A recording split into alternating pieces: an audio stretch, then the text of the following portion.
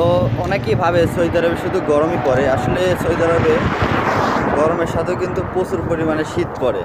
কিছুদিন আগেও অনেক বেশি শীত পড়ছে, এখন একটু কমে গেছে। তো এখন বাজে হচ্ছে বিকেল 2টা। তো তেমন রোদ নাই, মানে ক্যামেরা হয়তো বোঝা যাচ্ছে। তো রাতে অনেক বেশি শীত পড়ে। রাতে যখন ডিউটি শেষ করে আসি, এখন তো ডিউটিতে যাচ্ছি, রাত হচ্ছে 2টার সময়, রাত 2টায় যখন ডিউটি শেষ হয় তখন প্রচণ্ড পরিমাণে কুয়াশা আর হচ্ছে বাতাস হয়। আবার একটা কথা, সৌদি আরবে কিন্তু সব জায়গায় শীত বেশি পড়ে না, কিছু জায়গায় আবার হচ্ছে বেশি কম পড়ে, কিছু জায়গায় বেশি পড়ে। আমি যে এরিয়াতে আছি কুইত বর্ডারের পাশে, এখানে অনেক শীত বেশি পড়ে। অনেকে আবার ভাববে যে সৌদি আরবে এত শীত পড়ে কীভাবে। আসলে সৌদি আরবে বিভিন্ন জায়গায় গরম অনেক বেশি পড়ে, যেমন হচ্ছে শীতও অনেক জায়গা আছে অনেক বেশি পড়ে। এমনও জায়গা আছে সৌদি আরবে যে 12 মাসই লেগে শীত পড়ে, সেটা হচ্ছে আবহাওয়া, অনেকেই জানে।